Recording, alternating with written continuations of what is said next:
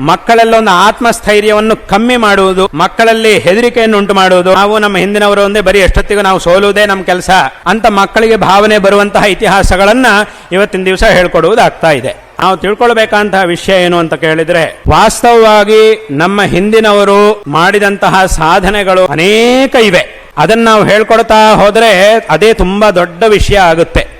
ಅನೇಕ ವಿಧವಾದಂತಹ ಸಾಧನೆಗಳು ಮಾಡಿದಂತಹ ಮಹಾಪುರುಷರಿದ್ದಾರೆ, ದೊಡ್ಡ ದೊಡ್ಡ ಪರಾಕ್ರಮಿಗಳಿದ್ದಾರೆ, ಆಧ್ಯಾತ್ಮಿಕ ಜ್ಞಾನವನ್ನು ಹೊಂದಿ ಅದನ್ನು ಸಮಾಜಕ್ಕೆ ಕೊಟ್ಟು ಸಮಾಜದ ಉದ್ಧಾರವನ್ನು ಮಾಡಿದಂತಹ ಮಹಾಪುರುಷರಿದ್ದಾರೆ. ಶಂಕರ ಭಗವತ್ಪಾದಾಚಾರ್ಯರು, ವಿದ್ಯಾರಣ್ಯರು ಮೊದಲಾದಂತಹ ಮಹಾಪುರುಷರೆಲ್ಲ ಇದ್ದಾರೆ. ಅವರ ಒಂದು ಚರಿತ್ರೆಯನ್ನು ಹೇಳ್ಕೊಡ್ತಾ ಇಲ್ಲ, ಅದನ್ನು ಹೇಳ್ಕೊಡ್ಬೇಕಾಗಿದೆ. ಇನ್ನು ಅನೇಕ ಜನ ಪರಾಕ್ರಮಿಗಳಾಗಿದ್ದಾರೆ. ಯಾರ್ಯಾರು ಧರ್ಮ ವಿರೋಧಿಗಳಾಗಿದ್ದು ಈ ಒಂದು ದೇಶದ ಮೇಲೆ ಆಕ್ರಮಣೆ ಮಾಡಿ ಇದನ್ನು ನಾಶ ಮಾಡಬೇಕು ಅಂತ ಪ್ರಯತ್ನ ಮಾಡಿದ್ರು, ಅವರ ಎದುರಿಗೆ ಧೈರ್ಯವಾಗಿ ನಿಂತುಕೊಂಡು ಅವರನ್ನು ಎದುರಿಸಿ ಅವರನ್ನು ಸೋಲಿಸಿದಂತಹ ಪರಾಕ್ರಮಿಗಳು ಎಷ್ಟೋ ಜನ ಇದ್ದಾರೆ ನಮ್ಮ ಇತಿಹಾಸದಲ್ಲಿ. ಆದರೆ ಅದರ ಬಗ್ಗೆಯೂ ಸಹ ಮಕ್ಕಳಿಗೆ ಹೇಳ್ಕೊಡುವುದಿಲ್ಲ. ಮತ್ತೆ ಏನು ಹೇಳ್ಕೊಡುವುದು ಜಾಸ್ತಿ ಅಂತಂದ್ರೆ, ಅದೇ ಈಗ ಹೇಳಿದಂತೆ ಎಷ್ಟು ಜನ ನಮ್ಮ ದೇಶದ ಮೇಲೆ ಆಕ್ರಮಣೆ ಮಾಡಿದ್ರು, ಎಷ್ಟು ಸಲ ನಮ್ಮವರ ತಲೆಯನ್ನು ಅವರು ಹೊಡೆದಿದ್ದಾರೆ, ಎಷ್ಟು ಜನರನ್ನು ಸಾಯಿಸಿದ್ದಾರೆ, ಎಷ್ಟು ಸಲ ನಾವು ಸೋತಿದ್ದಾಗಿದೆ ಇತ್ಯಾದಿಗಳನ್ನೇ ಹೇಳ್ಕೊಡುವುದಾಗ್ತಾ ಇದೆ. ಇದನ್ನು ಕೇಳಿ ಕೇಳಿ ಕೇಳಿ ಕೇಳಿ ಏನಾಗ್ತಿದೆ ಅಂತಂದ್ರೆ, ನಮ್ಮ ಇತಿಹಾಸದಲ್ಲಿ ಇದ್ದಂತಹ ಒಂದು ವಿಚಾರಗಳನ್ನ ತಿಳ್ಕೊಳ್ಳಿಕ್ಕೆ, ಉತ್ತಮವಂತಹ ವಿಚಾರಗಳನ್ನು ತಿಳ್ಕೊಳ್ಳಿಕ್ಕೆ ಆಗ್ತದೆ.